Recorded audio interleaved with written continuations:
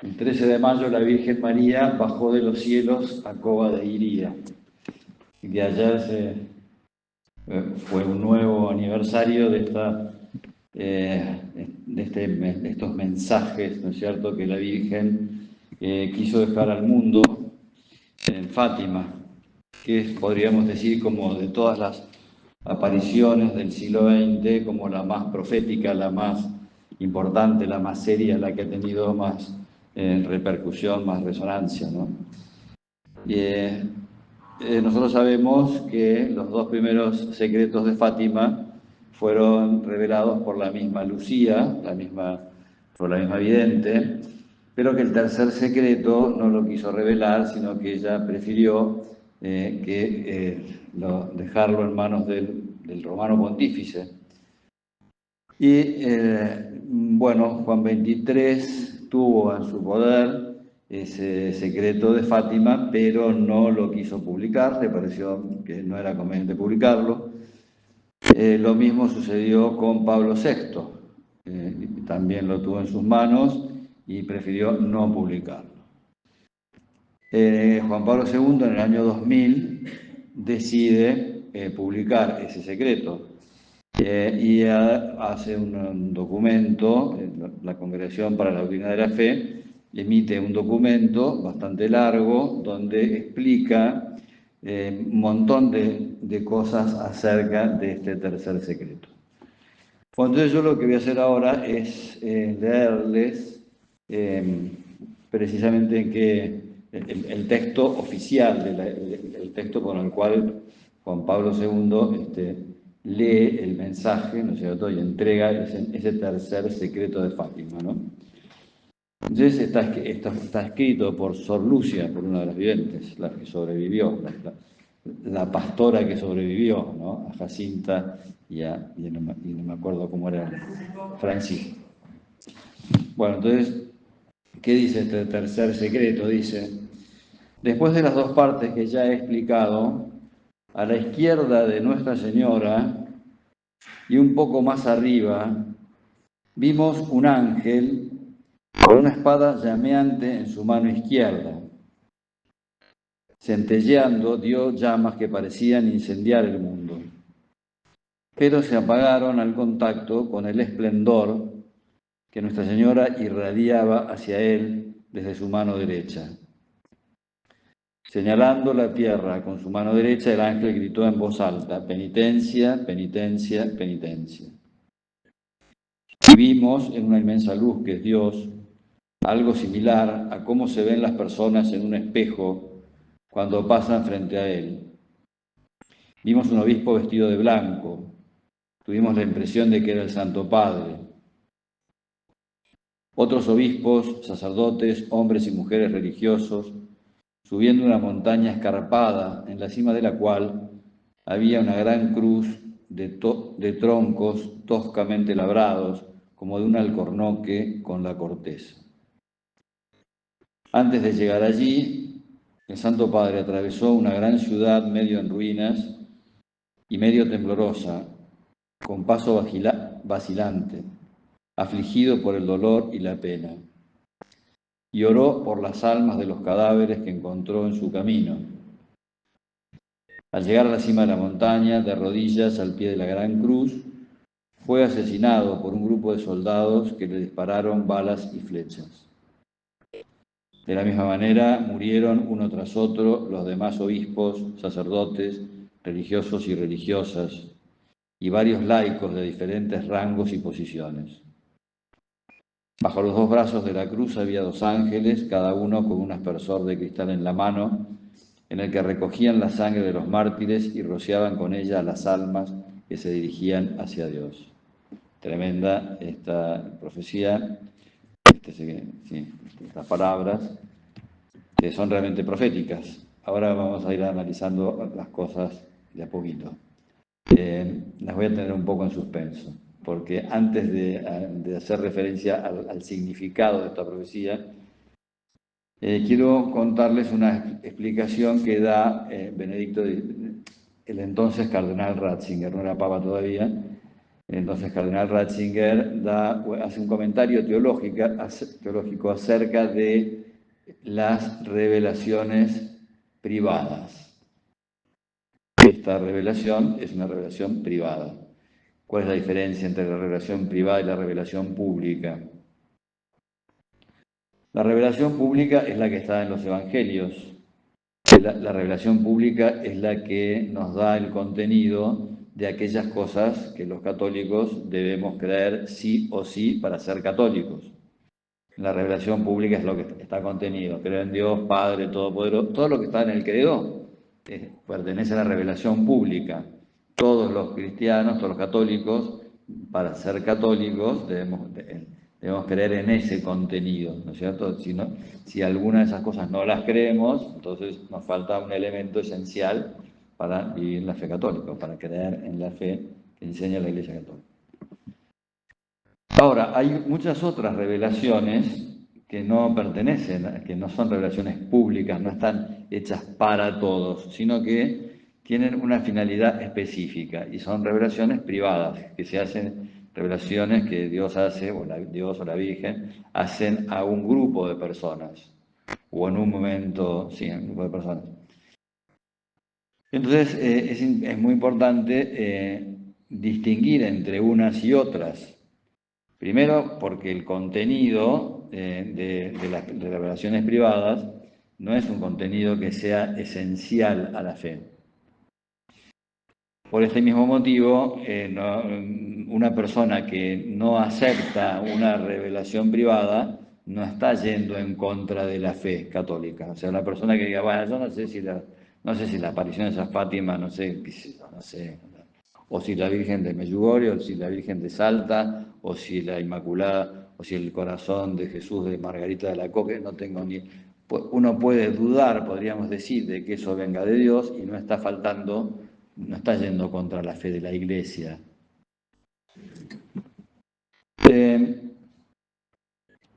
San Juan de la Cruz tiene unas palabras muy interesantes acerca de precisamente la necesidad o no y la conveniencia o no de creer en este tipo de revelaciones, ¿no? Entonces, ¿qué es lo que dice San Juan de la Cruz? Vieron que de muchas maneras Dios ha ido hablando al hombre, Dios se ha ido revelando, se ha ido mostrando al hombre de distintas maneras. Dios se muestra, por ejemplo, en la creación, ¿no? La obra de Dios, el poder de Dios o la belleza de Dios se manifiestan cuando uno va a la montaña, cuando uno va al mar, cuando uno ve un bebé, un regordete, ¿no es cierto? O sea, hay cosas, ¿no? que nos hablan de Dios, ¿no? En la naturaleza misma. Después también Dios, a través de los profetas, a través de muchas personas, fue anticipándole o fue diciéndole al pueblo judío cuál era la voluntad de Dios. Bueno, y dice San Pablo, en estos últimos tiempos nos envió a su Hijo. Llegada a la plenitud de los tiempos, ¿no? Nos envió a su Hijo. El Verbo, en el principio del Verbo, el Verbo estaba en Dios, el Verbo era Dios, por Él fueron hechas todas las cosas, y el Verbo se hizo carne y habitó entre nosotros, y nosotros hemos visto su gloria. ¿Y qué es lo que dice San Pablo? San Pablo dice que en Cristo está toda la plenitud de la divinidad corporalmente, en el Verbo. Entonces San Juan de la Cruz añade, dice, el Verbo es la palabra del Padre. En entregarnos su Verbo, que es el único Verbo que Él tiene, en Él está todo, en el Verbo está todo Dios está metido en la segunda persona de la Santísima Trinidad. Al darnos su Verbo, su palabra, Dios nos está diciendo todo lo que tiene Él para decirnos. Por tanto, dice, no hay que esperar una tercera revelación. Algunos dicen, la revelación del Antiguo Testamento son heréticos o herejes. No herégicos, sino heréticos. Bueno, entonces los que afirman que hubo que la revelación del Antiguo Testamento es la revelación del Padre, que la revelación del Nuevo Testamento es la revelación del Hijo, y que hay que esperar una tercera revelación, que es la del Espíritu Santo, de la cual yo soy el apóstol. O sea, algunas personas, digamos, dicen que ellos son como apóstoles de esa tercera revelación del Espíritu Santo. No. Al enviarnos, el Espíritu Santo lo que hace es reafirmar lo mismo que Jesús nos dijo acerca del Padre. Él no les hablará de algo distinto, sino que les hablará de lo que yo les he dicho. Bueno, entonces el Espíritu Santo sí, también se revela, pero no es una revelación distinta de. Entonces, ¿qué añade o para qué existen estas revelaciones privadas? Sirven para resaltar la revelación pública, sirven para poner más de manifiesto o más en claro o para ayudar a determinadas personas a vivir mejor aquellas otras cosas que están públicamente reveladas. A mí me ayudó mucho a entender esto una cosa que escuché de la Virgen de Guadalupe. Parece ser que venían los conquistadores españoles, los misioneros españoles, y entonces les enseñaban a los indios que la Virgen era su madre. Y entonces, pero claro, ¿qué imágenes le mostraban? Le mostraban imágenes de cortesanas del siglo XV o del siglo XVI, todas vestidas con ropas europeas, con la tez blanca, tez clara. Y entonces, ¿qué decían ellos? Esta no es nuestra madre. No la identificaban como su madre. Hay un sketch de Lelutier donde hay dos marineros que son mellizos, ¿no? Pero son muy distintos uno de otro. Entonces dice, somos mellizos de madres distintas. Dice. Bueno, entonces no se identifican como hijos de una misma madre. Bueno, entonces ellos no encuentran esa semejanza entre la madre y los hijos. Esta no es nuestra madre.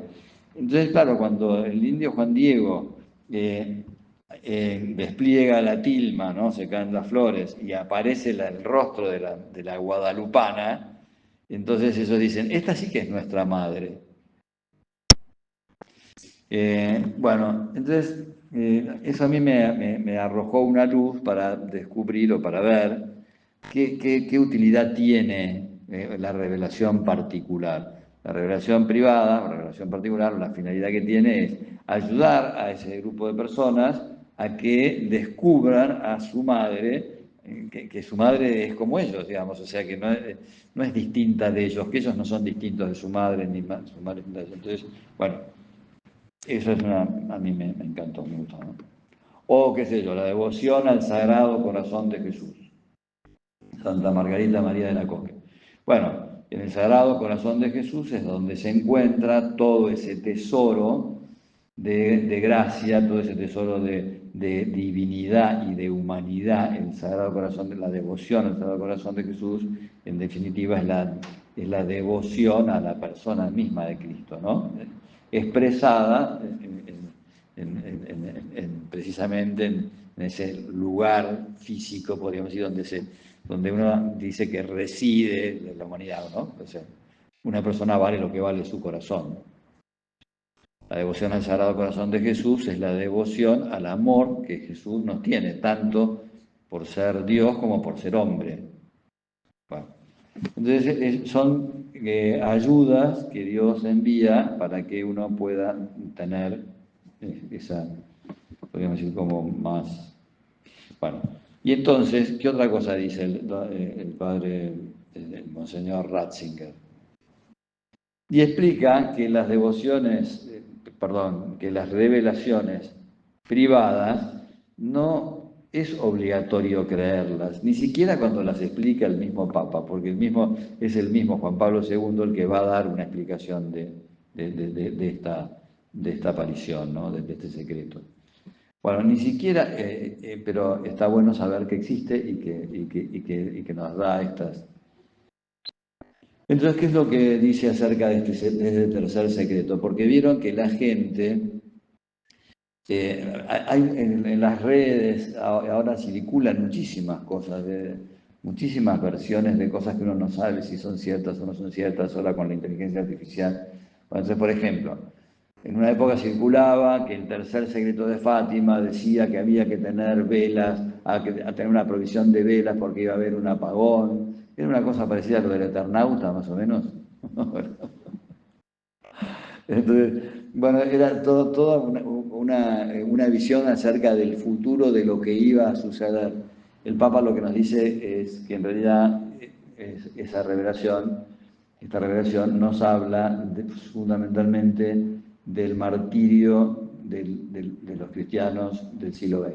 O sea, nos habla el Papa nos dice, ¿no?, que en el siglo XX ha habido más mártires que en el resto de la historia. O sea, esta aparición es del año 1917, creo que fue, o 1913, no me acuerdo qué. 17.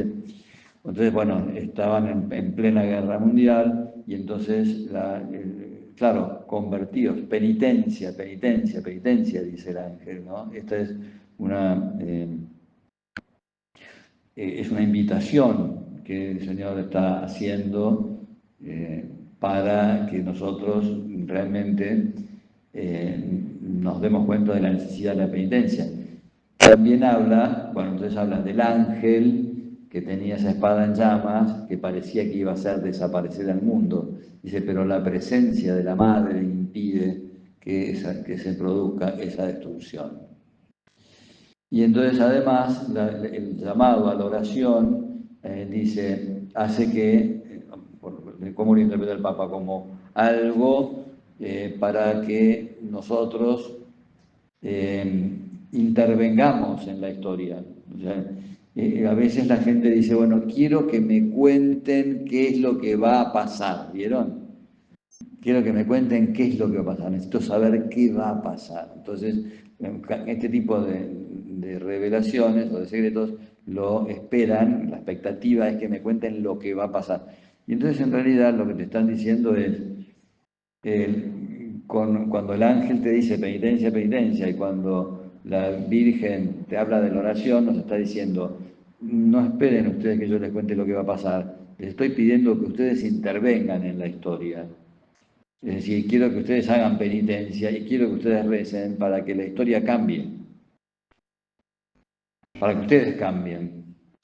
Nos está hablando de esa necesidad, de ese cambio interior para incidir en la historia, ¿no? El Papa, bueno, entonces no hay que tomar, evidentemente este secreto es un secreto que lo que encierra son simbolismos, ¿no? O sea, no hay que tomar todo al pie de la letra. El Papa interpreta que el obispo vestido blanco es él y que se detiene al borde de la muerte porque él dice, la mano de la Virgen guió la trayectoria de la bala para que yo no terminara muriendo. O sea, él interpreta esa imagen del obispo vestido blanco como aplicada a él mismo. Por eso es que después la bala se la pusieron en la corona de la Virgen de Fátima, ¿no? El atentado fue el 13 de mayo. Bueno, son toda una serie de coincidencias y de cosas que al Papa lo llevan a interpretar la cosa así de esta manera, ¿no? Esto también me trae a la memoria lo que es el valor de la oración de petición.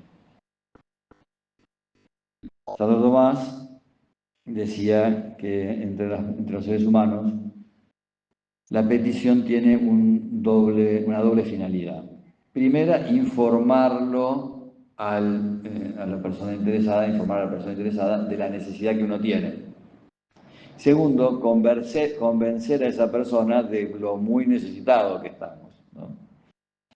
Y entonces uno, bueno, efectivamente tiene, no sé, tiene una necesidad, no sé, de tipo económica, o necesidad de tiempo, o necesidad de lo que sea, o necesidad de una ayuda, de que le echen una mano. Entonces le informa a la persona de estas cosas. Pero Dios no necesita eso. Dios ya sabe qué es lo que nos pasa.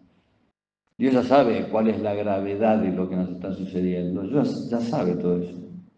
De manera tal que este primer motivo por el cual uno pide a las personas de carne y hueso, con Dios no tiene razón de ser, porque Dios ya está enterado. No hay que, no hay que anoticiarlo, no tiene que leer el diario para enterarse de las noticias. Y el segundo también, con el segundo pasa lo mismo, porque la voluntad de Dios es inmutable.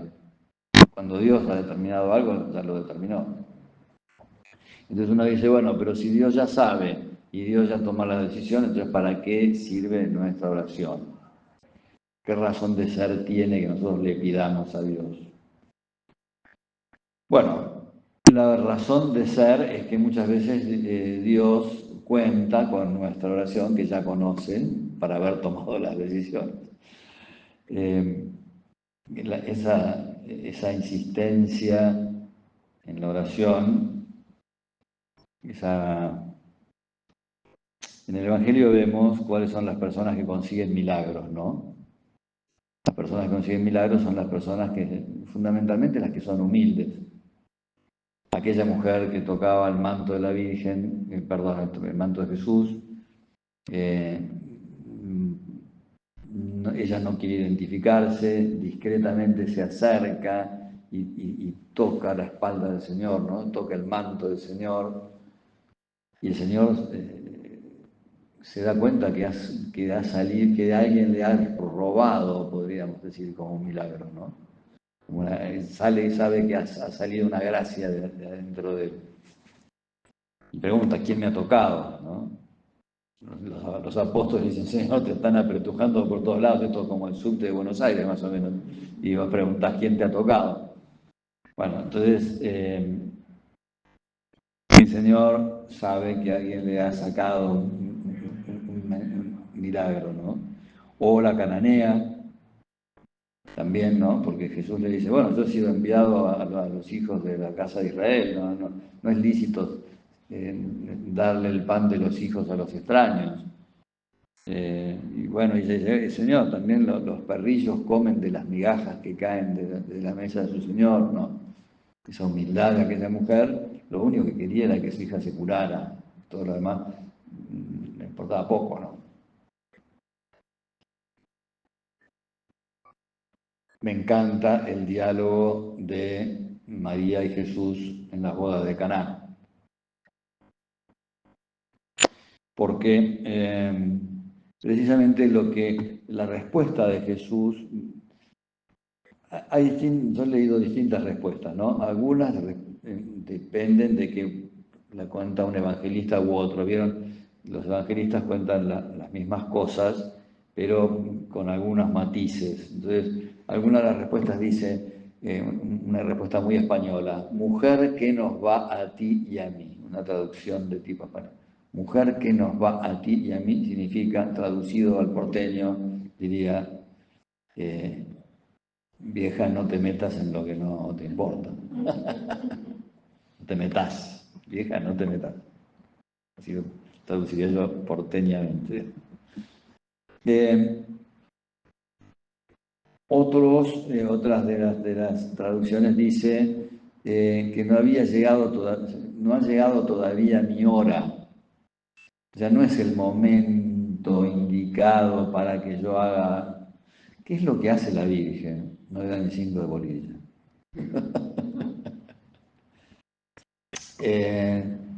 Dicho así a la que te criaste, ¿no? En realidad sí que le dan mucha bolilla, la Virgen sabía, ¿no? O sea, ya sabía quién era su hijo y sabía que él era Dios y sabía, bueno, sabía todo ella. Pero así como ¿vieron cómo la recrimina cuando Jesús se pierde en el templo? Dice, hijo, ¿por qué nos hiciste eso? Esto, tu padre y yo te buscábamos. Y cuando Jesús le da la respuesta, ella ya no replica, ella se calla, no entiende, pero mantiene en su corazón, lo conserva en su corazón, ¿no?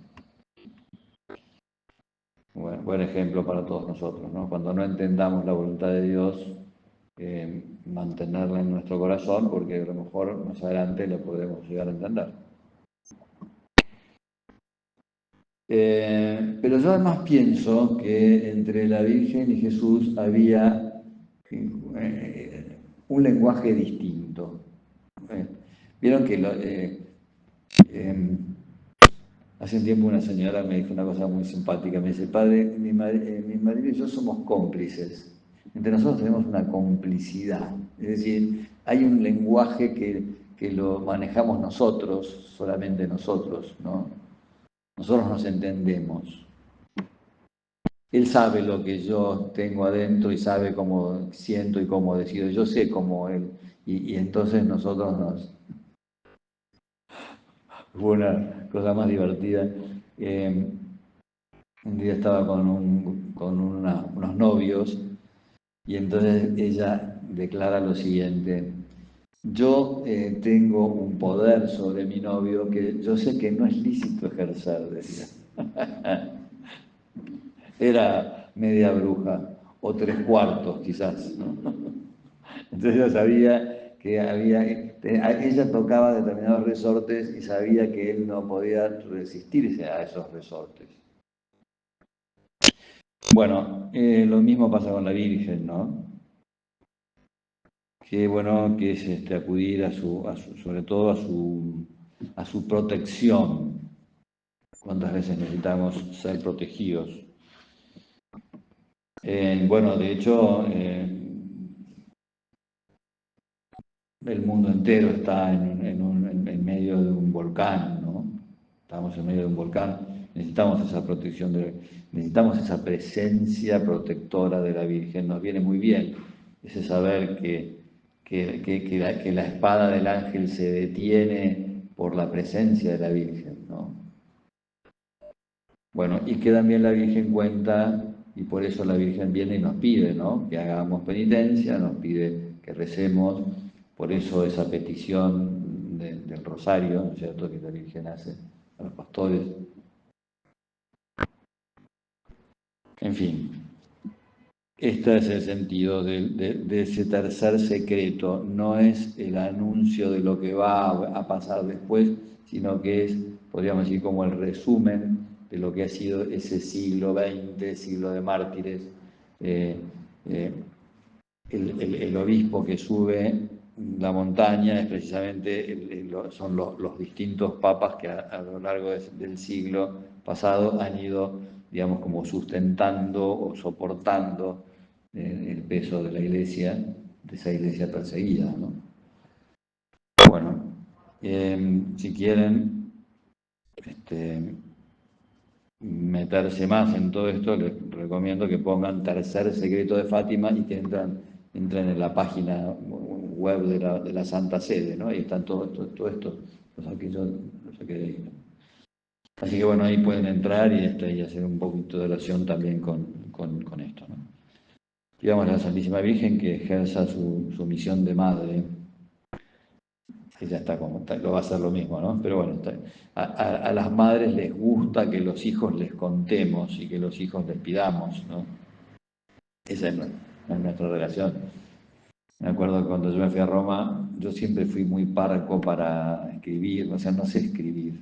Entonces las cartas que yo escribía eran muy sosas, porque además la vida que en Roma era siempre lo mismo. Entonces el día que, no sé, les contaba los horarios que tenía de clases o de cosas que tenía que hacer y ya no había mucha cosa para contarles. La vieja me decía: pero vos no me querés, no sé qué, no. Entonces alguien me dijo: mirá, qué sé yo, contale lo que comés, contale cómo es la casa en la que vivís. Y yo, que soy muy poco detallista, empecé a mirar qué se veía desde mi cuarto. Entonces digo: acá hay un patio, y aquí hay un árbol, que tenía que preguntar qué árbol era, pues no tengo ni idea. Y bueno, le conté algo de las comidas. Y entonces la vieja recopada porque le contaba todas las cosas, ¿no? ahora sí me doy cuenta que sí, que estás pensando en nosotros, ¿no? Bueno, qué sé yo. La verdad que mi amor por ella no dependía de lo que le contaba, pero ella lo percibía de algún modo porque ella necesitaba ese contacto, esa comunicación, ¿no? Bueno, la Virgen también quiere que nosotros le contemos, que contemos con ella, que acudamos a su intercesión. Así que bueno, hay una ejaculatoria muy linda, una oración muy linda de hace varios siglos, en latín, monstra te esse matrem, muéstranos que eres madre, ¿no? Podemos pedirle a la Santísima Virgen, decirle, bueno, ya sabemos que nos querés, pero nos lo tenés que mostrar, nos lo tenés que seguir mostrando, ¿no?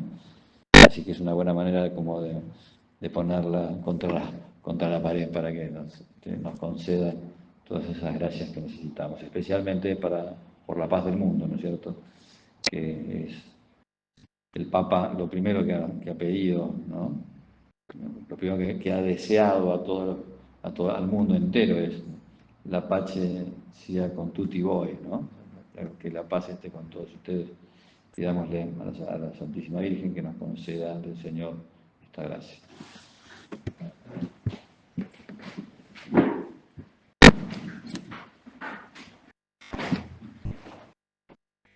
Te doy gracias, Dios mío, por los buenos propósitos, afectos e inspiraciones que me has comunicado en esta meditación. Te pido ayuda para ponerlos por obra. Madre mía Inmaculada, San José mi Padre y Señor, Ángel de mi guarda, intercedan por mí.